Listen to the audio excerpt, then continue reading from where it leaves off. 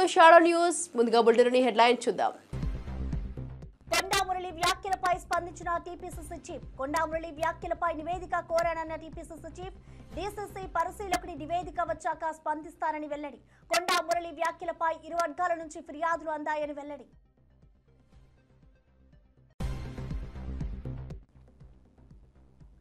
జగన్ ను ప్రజలు అపరిచితుడిగా చూస్తున్నారన్న భానుప్రకాష్ రెడ్డి. ఢిల్లీలో రచ్చు చేసి ఏం సాధించారని ఎద్దేవా. రాష్ట్రాన్ని అంధకారంలోకి నెట్టిన ఘనత జగన్దేనని విమర్శ.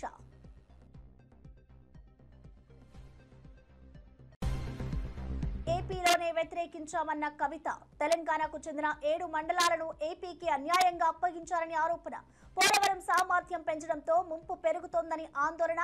5 గ్రామ పంచాయతీలను తెలంగాణకు వెనక్కి ఇవ్వాలని డిమాండ్. జూన్ 25న ప్రధాని సమావేశంలో గడ్డలో చేర్పించాలేము. బుచ్చయ్య చౌదరి. మాజీ సీఎం జగన్ పై ఎమ్మెల్యే గోరింట్ల బుచ్చయ్య చౌదరి తీవ్ర స్థాయిలో ధ్వజం.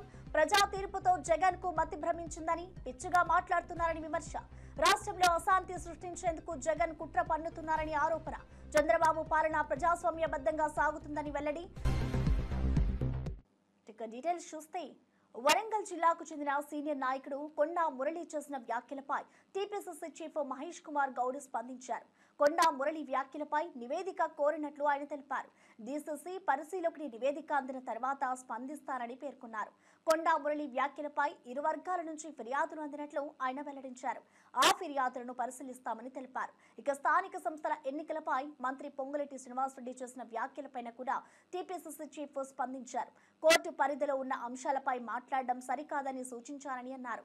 కార్యకర్తల ఉత్సాహం కోసమే అలా మాట్లాడినట్లుగా వివరణ ఇచ్చారని తెలిపారు.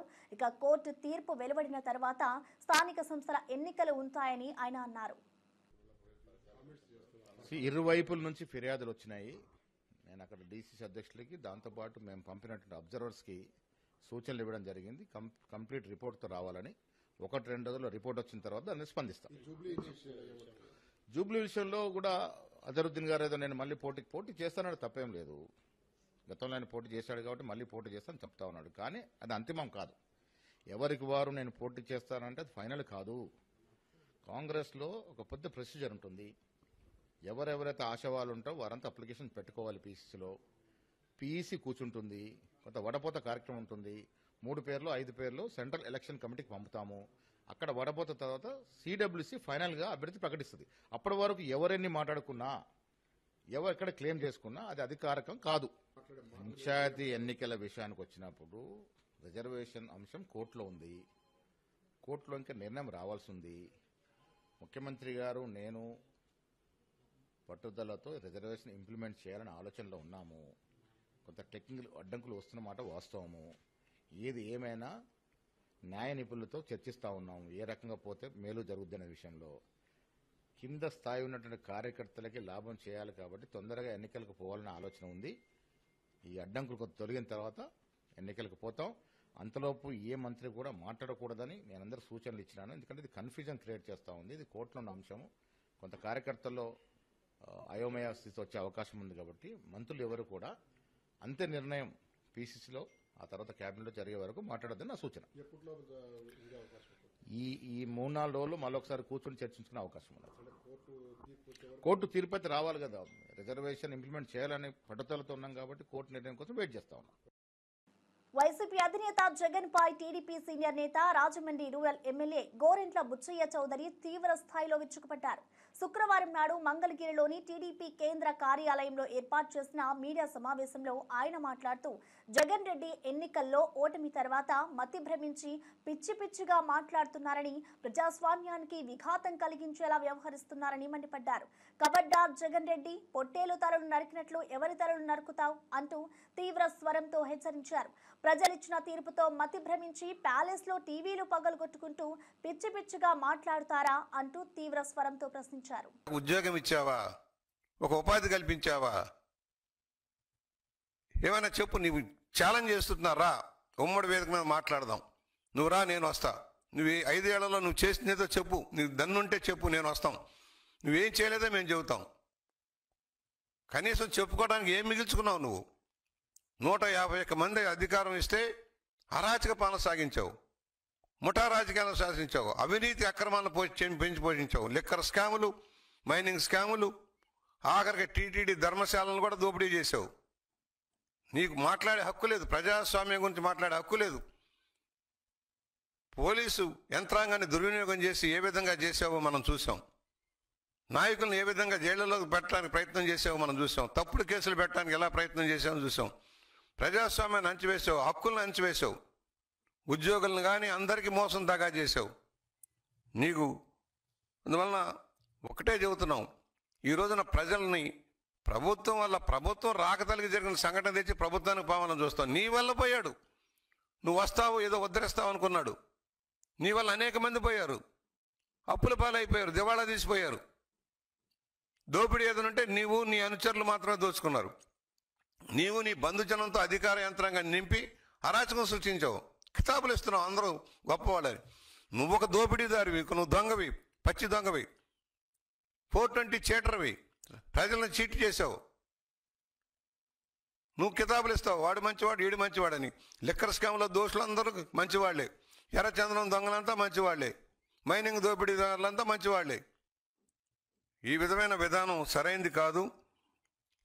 ఏదైతే కూటమి ప్రభుత్వం మీద నమ్మకం పెరుగుతూ ఉంది, కష్టాల్లో కూడా ఆదుకుంటారు, చెప్పినవన్నీ అమలు చేస్తున్నారన్న నమ్మకంతో ప్రజలు ఉన్నారు. దాన్ని వమ్ము చేయటం కోసం ఏదైనా ఒక సంఘటన, విశాఖలో పెట్టుబడిదారులు సదస్సు జరుగుతూ ఉంటే దాన్ని అడ్డుకోవడం కోసం ప్రయత్నం చేసిన సంఘటన మర్చిపోలేదు. అదే చంద్రబాబు గారు విజయనగరం పర్యటనకు వెళ్తానంటే ఎయిర్పోర్ట్లో అడ్డుకున్న పెద్ద మనిషి నువ్వు. ఇవాళ ఏదైతే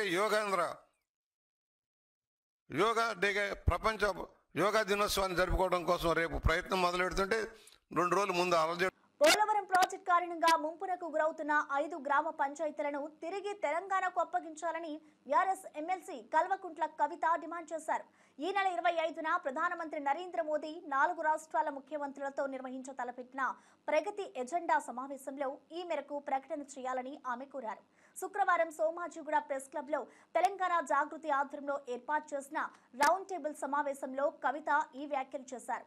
పోలవరం ప్రాజెక్టు నిర్వహణ అంశాన్ని ఉమ్మడి ఆంధ్రప్రదేశ్లో ఉన్నప్పుడే తాము వ్యతిరేకించామని కవిత గుర్తు చేశారు. ఇక అప్పట్లో సుప్రీంకోర్టును ఆశ్రయించి ప్రాజెక్టును ఆపేందుకు ప్రయత్నించినా ఫలితం లేకపోయిందని తెలిపారు. రాష్ట్ర విభజన చట్టంలో భాగంగా కేంద్ర ప్రభుత్వం పోలవరం ప్రాజెక్టుకు జాతీయ హోదా కల్పించిందని ఆమె అన్నారు. కాబట్టి తెలంగాణ రాష్ట్ర ముఖ్యమంత్రిగా మీరు ఈ 5 గ్రామాలను వెనక్కి తీసుకొచ్చే విధంగా కేంద్ర ప్రభుత్వం మీద ఒత్తిడి తీసుకురావాలని చెప్పి నేను ముఖ్యమంత్రి గారిని డిమాండ్ చేస్తా ఉన్నాను. అదేవిధంగా మరి ఇప్పుడు కరకట్టలు ఏవైతే ఉన్నాయో నిన్న కూడా మేము మళ్ళీ ఒకసారి కూర్చొని ఇంజనీర్ల పరిధిలో ఆలోచన చేయడం జరిగింది.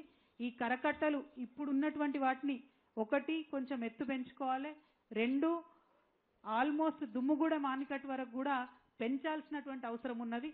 అట్లా పెంచితేనే ఈ 5 గ్రామాల ప్రజలకు ఫ్యూచర్లో కూడా రక్షణ ఉంటుంది.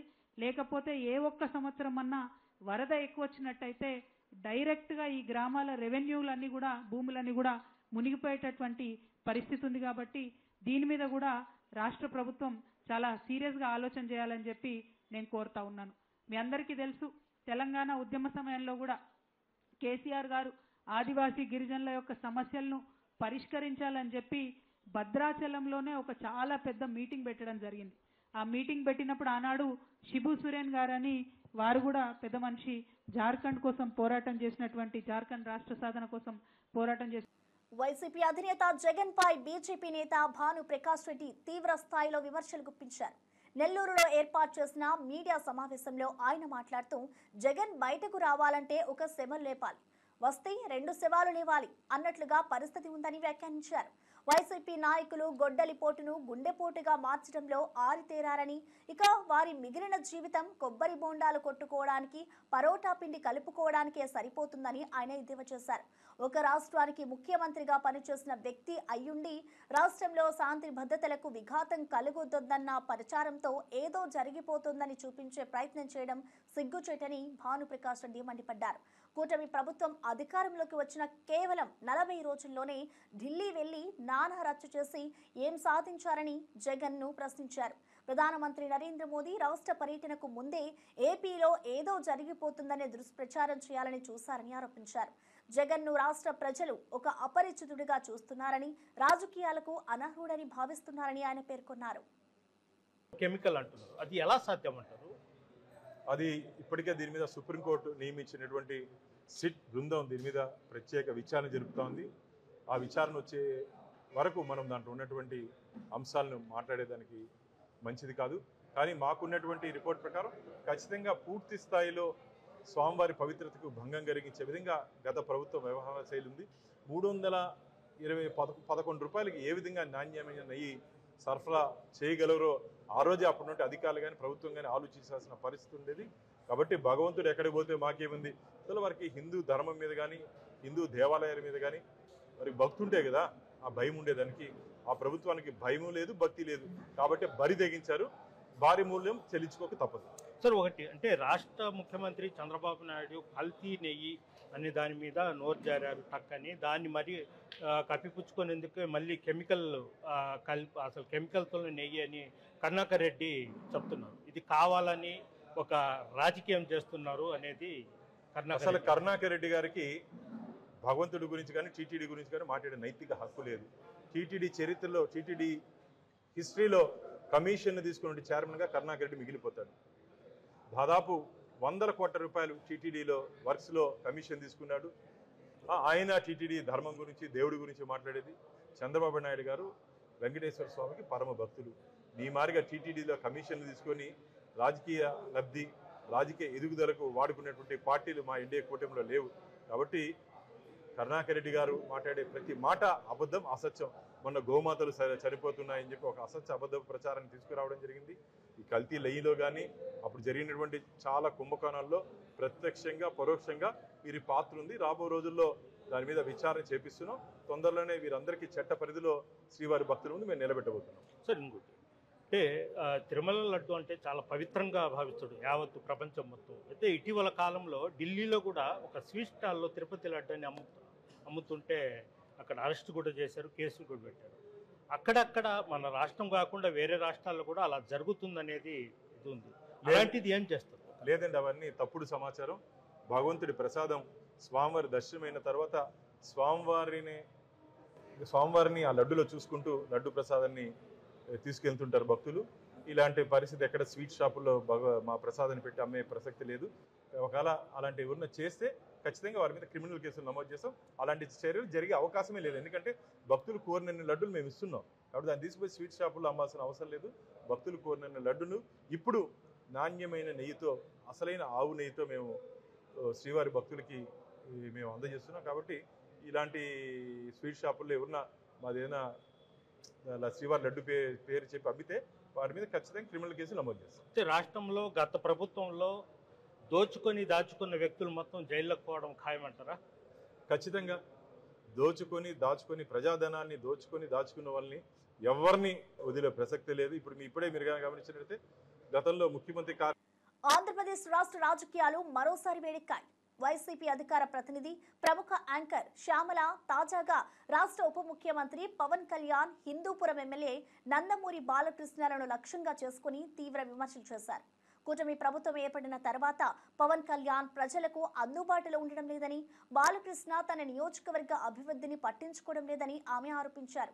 శ్రీ సత్యసాయి జిల్లాలో జరిగిన ఒక కార్యక్రమంలో పాల్గొన్న శ్యామల ఉప ముఖ్యమంత్రి పవన్ కళ్యాణ్ తీరుపై తన నిరసనను వినూత్నంగా తెలిపారు.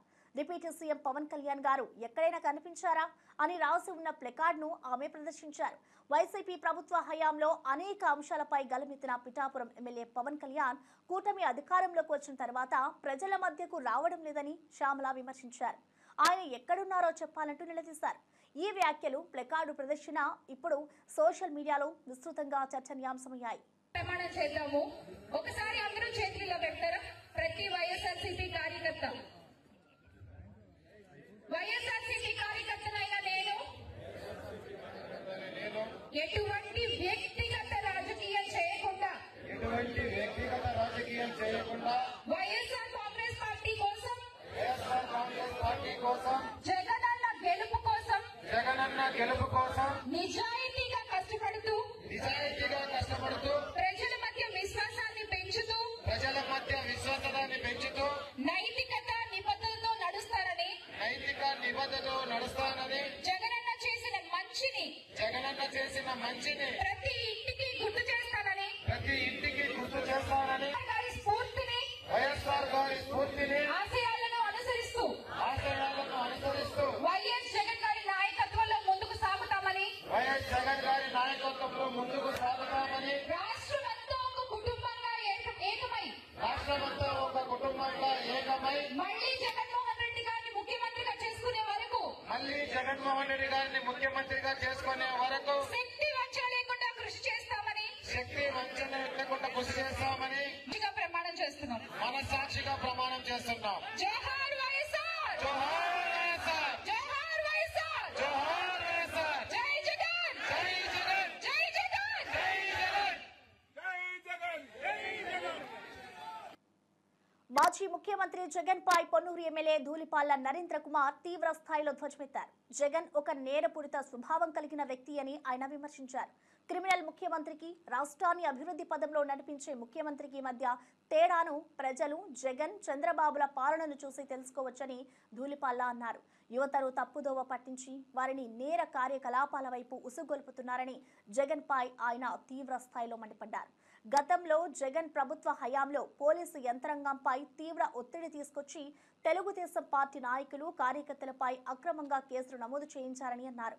ఇక యువతను ఈ విధంగా తప్పుదారి పట్టించడం పట్ల ఆయన తీవ్ర ఆందోళన వ్యక్తం చేశారు. ముఖ్యమంత్రికి ఉన్న తేడా అనేది వారి పనితనాన్ని బట్టి, వారి మాటలను బట్టి తెలుస్తుంది. మేము గ్రామాల్లో ఉన్న యువతను తీసుకొచ్చి, రైతులను తీసుకొచ్చి గ్రూపులు ఏర్పాటు చేసి ఇటువంటి ఆధునికమైన పరికరాలు ఇస్తూ ఉంటే నిన్న మొన్న చూసాం సత్తెనపల్లి పర్యటన సందర్భంగా. ఎందుకంటే ఎవరైనా అంటే దానిలో ఎవరైనా ఏ పార్టీ అయినా సరే హింసను ప్రోత్సహించడం అనేది సరైన విధానం కాదు. కానీ ఇవాళ అధికారంలో ఉన్నప్పుడు నేను మొన్న కూడా చెప్పాను, ప్రభుత్వ ప్రేరేపిత ఉగ్రవాదాన్ని వ్యతిరేకించే వాళ్ళ మీద ప్రభుత్వాన్ని ఉపయోగించి, పోలీసులను ఉపయోగించి ఏ విధంగా నాయకుల మీద కేసులు పెట్టారో, అక్రమ నిర్బంధాలు చేశారో మనం చూడటం జరిగింది. వేల మంది కార్యకర్తల మీద, నాయకుల మీద కేసులు పెట్టారు. అదేవిధంగా ఇవాళ అధికారం కోల్పోయిన తర్వాత, ఎందుకంటే ఈ రాష్ట్రం మీద ఆయనకి విద్వేషం కనపడుతుంది ప్రజల మీద, ఏదో ఒక విధంగా తమ కార్యకర్తల్ని ఆ వైపు, ఎందుకంటే ఎవరన్నా పెద్ద మనుషులు ఎవరన్నా ఉంటే అరే నువ్వు ఇది తప్పని చెప్పాలి, కానీ ఆ తప్పు చెప్పాల్సిన వ్యక్తులు ఏదో సినిమా డైలాగుల్లో అన్నట్టు మాట్లాడతాం అనేది చూస్తే ఇంకా ఆయనకి ఆ క్రిమినల్ యాటిట్యూడ్ ఉందనేది స్పష్టం అవుతూ ఉంది. ఎందుకంటే ఎవడన్నా తప్పు చేస్తే చెప్తారు ఇది తప్పురా బాబు, ఇది చేయకూడదు అని చెప్పి. ఆయన ఎట్లా ఉందంటే ఆయన మాటలు వాళ్ళ కార్యకర్తల్ని మీరు ఎదుటివాడిని చంపండి, కొట్టండి, ఏం పర్లేదనే ధోరణి ఏదైతే ఉందో అది ఒక వినాశనకరమైన ఆలోచన. ముఖ్యంగా అదే చెప్తుంది, ఒక క్రిమినల్ యాటిట్యూడ్ ఉన్న ముఖ్యమంత్రికి, అలాగే ప్రోగ్రెసివ్ ముఖ్యమంత్రికి ఉన్న తేడా అనేది వారి పనితనాన్ని బట్టి, వారి మాటలను బట్టి తెలుస్తుంది. మేము గ్రామాల్లో ఉన్న యువతను తీసుకొచ్చి, రైతులను తీసుకొచ్చి గ్రూపులు ఏర్పాటు చేసి ఇటువంటి ఆధునికమైన పరికరాలు ఇస్తూ ఉంటే నిన్న మొన్న చూసాం సత్తెనపల్లి పర్యటన సందర్భంగా. ఎందుకంటే ఎవరైనా అంటే దానిలో ఎవరైనా ఏ పార్టీ అయినా సరే హింసను ప్రోత్సహించడం అనేది సరైన విధానం కాదు. కానీ ఇవాళ అధికారంలో ఉన్నప్పుడు నేను మొన్న కూడా చెప్పాను, ప్రభుత్వ పల్నాడు జిల్లాలో వైసీపీ అధినేత జగన్ పర్యటన సందర్భంగా జరిగిన ఓ రోడ్డు ప్రమాదంలో ఆ పార్టీ కార్యకర్త మృతి చెందడం విషాదాన్ని నింపింది. వెంగళాయపాలెం గ్రామానికి చెందిన సింగయ్య అనే కార్యకర్త ఈ ప్రమాదంలో మరణించారు. ఈ దురదృష్టకర సంఘటన నేపథ్యంలో వైసీపీ సీనియర్ నేతలు సింగయ్య కుటుంబాన్ని పరామర్శించి పార్టీ అండగా ఉంటుందని భరోసా ఇచ్చారు. అంబటి రాంబాబు, మోదుగుల వేణుగోపాల్ రెడ్డి, లేళ్ల అప్పిరెడ్డి తదితరులు వెంగళాయపాలెంలోని సింగయ్య నివాసానికి వెళ్లి ఆయన కుటుంబ సభ్యులను ఓదార్చారు. ఆ సందర్భంగా పార్టీ అధినేత వైఎస్ జగన్ ప్రకటించిన 10 లక్షల ఆర్థిక సహాయానికి సంబంధించిన చెక్కును సింగయ్య భార్యకు అందజేశారు. ఈ సందర్భంగా అంబటి రాంబాబు మాట్లాడుతూ, సింగయ్య వైసీపీ కార్యకర్త, జగన్ అభిమాని. జగన్ పర్యటనలో కారు ప్రమాదం కారణంగా ఆయన మరణించడం బాధాకరం. ఈ విషయం తెలిసిన వెంటనే జగన్ స్పందించి సింగయ్య కుటుంబానికి 10 లక్షల ఆర్థిక సహాయం ప్రకటించారు. ఆ చెక్కును ఆయన భార్యకు అందించాం. పార్టీ అన్ని విధాలా ఆ కుటుంబానికి అండగా ఉంటుంది అని తెలిపారు. రాష్ట్రపతి ద్రౌపది ముర్ము తన పుట్టినరోజున ఒక ప్రత్యేక కార్యక్రమంలో భావోద్వేగానికి గురయ్యారు. దెహ్రాడూన్లోని అంధ విద్యార్థులు తమ గానంతో శుభాకాంక్షలు తెలుపగా ఆమె కంటతడి పెట్టారు. రాష్ట్రపతి ద్రౌపది ముర్ము తన పుట్టినరోజున ఒక ప్రత్యేక కార్యక్రమంలో భావోద్వేగానికి గురయ్యారు. దెహ్రాదూన్లోని అంధ విద్యార్థులు తమ గానంతో శుభాకాంక్షలు తెలుపగా ఆమె కంటతడి పెట్టారు. ఈ సంఘటన పలువురి హృదయాలను హత్తుకుంది. ఈ రోజు రాష్ట్రపతి ద్రౌపది ముర్ము తన జన్మదినోత్సవాన్ని జరుపుకున్నారు. ప్రస్తుతం 3 రోజుల పర్యటన నిమిత్తం దెహ్రాదూన్లో ఉన్న ఆమె ఈ సందర్భంగా అక్కడి అంధుల పాఠశాలలో ఏర్పాటు చేసిన ఒక కార్యక్రమంలో పాల్గొన్నారు. ఆ పాఠశాలలోని పలువురు అంధ విద్యార్థులు ప్రత్యేక గీతాలను ఆలపించి రాష్ట్రపతికి జన్మదిన శుభాకాంక్షలు తెలిపారు. అనంతరం రాష్ట్రపతి ద్రౌపది ముర్ము మాట్లాడుతూ తన ప్రజా జీవితంలో ఇది అత్యంత హత్తుకున్న క్షణాలలో ఒకటని పేర్కొన్నారు. కల్మషం లేని ఈ చిన్నారుల స్వరం, వారిలోని అంతర్గత బలం, స్ఫూర్తి మన భారతదేశ నిజమైన ఆత్మను ప్రతిబింబిస్తున్నాయి అని ఆమె వ్యాఖ్యానించారు. విద్యార్థుల ప్రతిభను, వారి ఆత్మవిశ్వాసాన్ని ఆమె ప్రశంసించారు. ఈ సంఘటనకు సంబంధించిన వీడియో సామాజిక మాధ్యమాల్లో వైరల్గా మారింది. నెటిజన్లు రాష్ట్రపతి నీరాడంబరతను, చిన్నారుల ప్రతిభను కొనియాడుతున్నారు.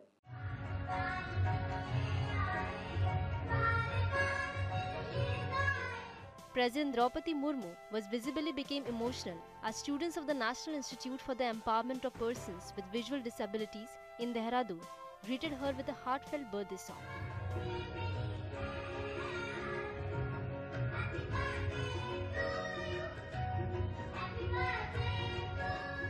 The touching moment occurred during her visit to the institute, where she was celebrating her birthday among specially abled children.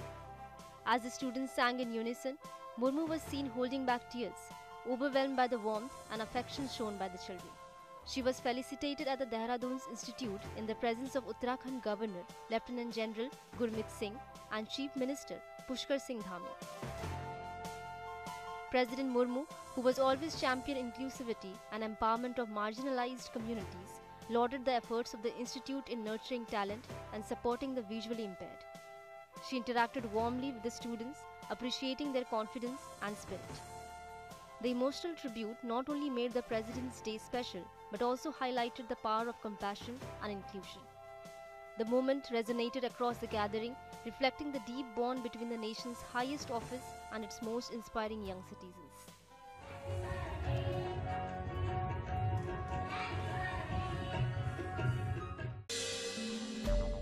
తెలంగాణలో సంచలనం సృష్టించిన ఫోన్ ట్యాపింగ్ కేసులో ప్రత్యేక దర్యాప్తు బృందం తమ విచారణను ముమ్మరం చేసింది. 2023 అసెంబ్లీ ఎన్నికల సమయంలో ఫోన్లు ట్యాపింగ్కు గురైన పలువురు నేతలను సిట్ అధికారులు వరుసగా విచారిస్తూ వారి వాంగ్మూలాలను నమోదు చేస్తున్నారు. ఈ క్రమంలోనే మాజీ ఎమ్మెల్యే గోని ప్రకాష్ రావు ఫోన్ కూడా ట్యాపింగ్కు గురైనట్లు గుర్తించిన అధికారులు సాక్షిగా వాంగ్మూలం ఇచ్చేందుకు హాజరు కావాలని ఆయనను కోరారు. సిట్ అధికారుల అభ్యర్థన మేరకు గోని ప్రకాష్ రావు ఈ ఉదయం 10:30 జూబ్లీ హిల్స్ పోలీస్ స్టేషన్కు వెళ్లారు. అక్కడ ఆయనను సిట్ అధికారుల ముందు హాజరై తన వాంగ్మూలాలని అందించారు. అనంతరం ఆయన మీడియాతో మాట్లాడుతూ సంచలన ఆరోపణలు చేశారు. గత బీఆర్ఎస్ ప్రభుత్వ హయాంలో జరిగిన ఫోన్ ట్యాపింగ్ వ్యవహారమంతా అప్పటి ముఖ్యమంత్రి కేసీఆర్ కనుసన్నాల్లోనే జరిగిందని ఆరోపించారు. చాలా మంది ఏదైతుందో ఫోన్ ట్యాపింగ్ చేశారు. కాల్ డాటా రికార్డు ప్రకారం అన్ని డిస్ట్రాయ్ చేశారు. 15 నుంచి అనుకోండి, 14 నుంచి అనుకోండి, వాళ్ళ ప్రభుత్వ హయాం నుంచి జరిగినాయి అన్నీ డిస్ట్రాయ్ చేశారు. డిసెంబర్ 3 నాడు రిజల్ట్ వచ్చిన తర్వాత వీళ్లకు ఏ మాత్రము డాటా దొరకలేదు. ఓన్లీ టెలిఫోన్ డిపార్ట్మెంట్కి వెళ్ళి 15 రోజులది నా డాటా ఏదైతుందో ఆల్మోస్ట్ ఆల్ 3/8/22 ఆగస్టు 3, 27/1 జనవరి 23 వరకు 15 రోజులే ఇచ్చారు. కోర్టుకు సబ్మిట్ చేశారు. నేను ఎవరెవరితో మాట్లాడాను అనేది అవుతుందో మాత్రమే కాల్ వాళ్ళకు కన్వర్జేషన్ ఉండదు. ఏ ఫోన్ నెంబర్ తోటి ఎవరెవరితో మాట్లాడాను, ఎప్పుడు మాట్లాడాను, వాళ్ళు అవసరం అనుకున్నప్పుడు విన్నారు. కానీ ఇప్పుడు అది రికార్డ్ లేదు. కానీ ఇంకా ఈ 2 years కూడా మళ్ళీ వాళ్ళు కోర్టు ద్వారా అప్లై చేశారు. కోర్టు ద్వారా కూడా ఏదైతుందో మళ్ళీ అడగడం జరుగుతుంది. ఇది రాజకీయ ప్రయోజనాల కోసం ఏదైతుందో కేసీఆర్ జమాన్లో వినియోగించుకోవడం జరిగింది. ఇది నాకు ప్రైవసీ, ఒక పౌరుని దేశంలో ప్రైవసీ, నా ప్రైవసీకి భంగం చేయడానికి అధికారం లేదు. చట్ట పరిధిలో నన్ను తీసుకురాలేరు. అంటిల్ అన్లెస్ దేశ భద్రతకు ముప్పు వచ్చినప్పుడే నా ఫోన్ ట్యాప్ చేయాలి. కానీ రాజకీయ ప్రయోజనాల కోసం ఏదైతుందో దీన్ని వాడుకున్నారు. ప్రముఖ దర్శకుడు శేఖర్ కముల దర్శకత్వంలో తెరకెక్కిన తాజా చిత్రం కుబేరా. ఈ సినిమాలో తమిళ నటుడు ధనుష్, సీనియర్ నటుడు నాగార్జున అక్కినేని, నటి రష్మిక మందాన కీలక పాత్రలు పోషించారు. ఈ చిత్రం ప్రపంచవ్యాప్తంగా ఈరోజు ప్రేక్షకుల ముందుకొచ్చింది. విడుదలైన తొలి షో నుంచే ఈ సినిమాకు అన్ని వైపుల నుంచి అద్భుతమైన స్పందన లభిస్తోంది. విడుదలకు ముందు నుంచే ఈ సినిమాపై భారీ అంచనాలు నెలకొన్నాయి. శేఖర్ కముల దర్శకత్వ ప్రతిభ, ధనుష్, నాగార్జున వంటి స్టార్ నటీనటులు ఉండడంతో సినిమాపై అంచనాలు మరింత పెరిగాయి. ఆ అంచనాలను తగ్గట్టుగానే సినిమా ఉందని ప్రేక్షకులు అభిప్రాయపడుతున్నారు. ఉదయం ఆటల నుంచే సినిమాకు పాజిటివ్ రివ్యూలు వస్తున్నాయి. చాలా కాలం తర్వాత ఒక మంచి సినిమా చూసామంటూ సినీ అభిమానులు సోషల్ మీడియా వేదికగా తమ ఆనందాన్ని వ్యక్తం చేస్తున్నారు. విదేశాల్లో కూడా కుబేరా చిత్రానికి మంచి టాక్ వచ్చిందని సమాచారం.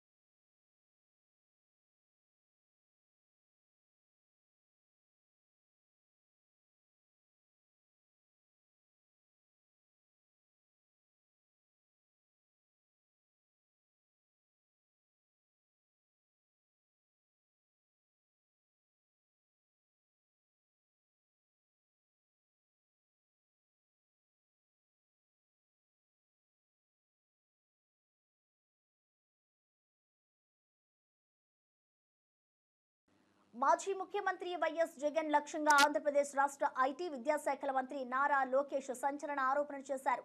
మద్యం కుంభకోణంలో జగన్ కు ఒక్క పైసా కూడా ముట్టలేదని, దేవుడిపై ప్రమాణం చేయగలరా అని బహిరంగ సవాల్ విసిరారు. రాష్ట్రంలో ఎవరిపైనా కక్ష సాధింపు చర్యలు ఉండవని చెబుతూనే గత ప్రభుత్వంలో జరిగిన అక్రమాలపై చట్టపరమైన చర్యలు తప్పవని హెచ్చరించారు.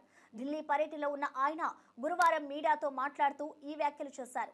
మద్యం కుంభకోణంపై జగన్మోహన్ రెడ్డిని ఉద్దేశిస్తూ లోకేష్ తీవ్ర వ్యాఖ్యలు చేశారు. మద్యం వ్యాపారంలో ఒక్క పైసా కూడా తెలియలేదని జగన్ దేవుడి మీద ప్రమాణం చేయాలి. ఇదే నా సవాల్. గతంలో వివేక హత్య కేసులో మా కుటుంబానికి ఎలాంటి సంబంధం లేదని నేను ప్రమాణం చేస్తానని, మీరు కూడా రావాలని అలిపిరిలో సవాలు విసిరితే జగన్ పారిపోయారు అని గుర్తు చేశారు.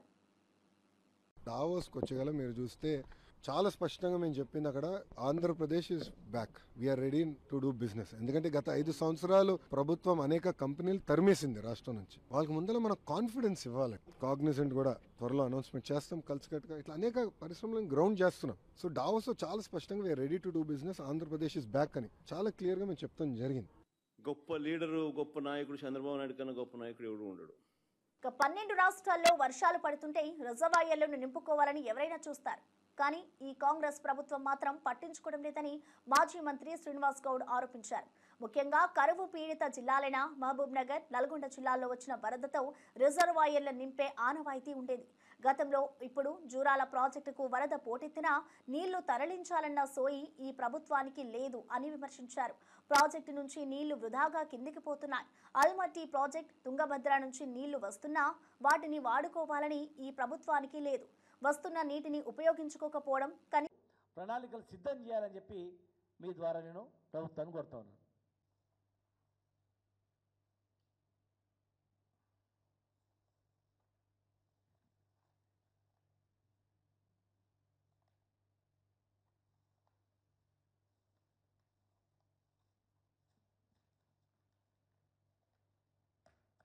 ఏమైందంటే నీళ్లు వేస్ట్ పోతున్నాయి, సముద్రం కలిసిపోతున్నాయి, మన నదిలో కలిసిపోతున్నాయి. మొన్నటి వరకు అలా పంటలు ఎండిపోయాయి. లాస్ట్ పంట ఎండిపోయింది.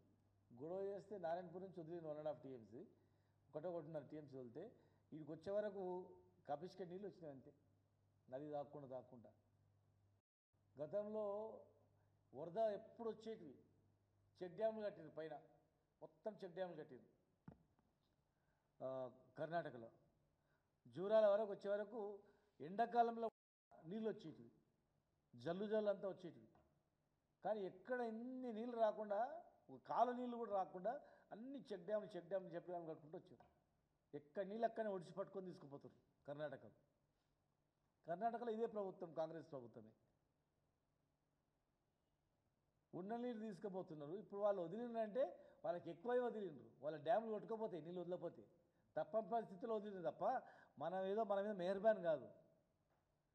మరి కనీసం తప్పని పరిస్థితుల్లో వదిలిన నీళ్ళన్నా మనం వాడుకోకపోతే ఎట్లా? రైతులు ఎట్లా బతకాలా? పంటలు ఎట్లా పండాలా? కనుక ఒకవేళ ఈ నీళ్లు వాడకపోతే, నీళ్ళు నింపకపోతే, రేపు ఫ్యూచర్లో వర్షాలు రాకపోతే ఈ ప్రభుత్వందే బాధ్యత వహించాల్సి వస్తుంది ఖచ్చితంగా.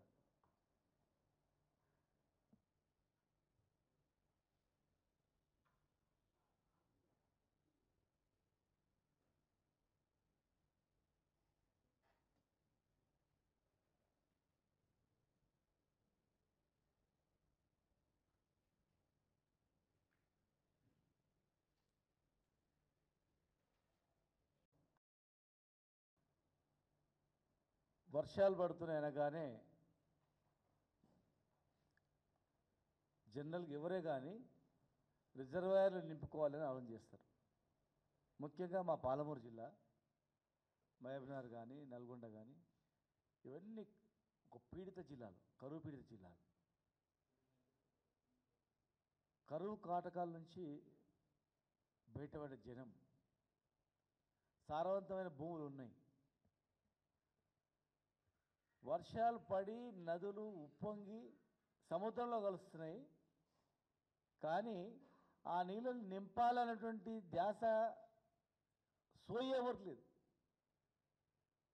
ఇలా జూరాల ప్రాజెక్ట్ నుంచి జూరాల కెపాసిటీ యాక్చువల్గా 19 TMCల డిజైన్ చేసి దాన్ని, కానీ దాన్ని కుదించి 19 TMCల వరకు. 9 TMC రిజర్వాయర్ నుంచి, ఒక బ్యాలెన్సింగ్ రిజర్వాయర్ నుంచి అన్నా దాని మీద ఆధారపడినటువంటి భీమా ఫేజ్ 1 కానీ, నెట్టెంపాడు కానీ, భీమా ఫేజ్ 2 కానీ, కోయిల్ సాగర్ కానీ, అదేవిధంగా లెఫ్ట్ మెయిన్ కెనాల్ కానీ, జూరాల నుంచి మొదలుకుంటే అక్కడ వనపర్తి వరకు కొంత నీళ్ళు.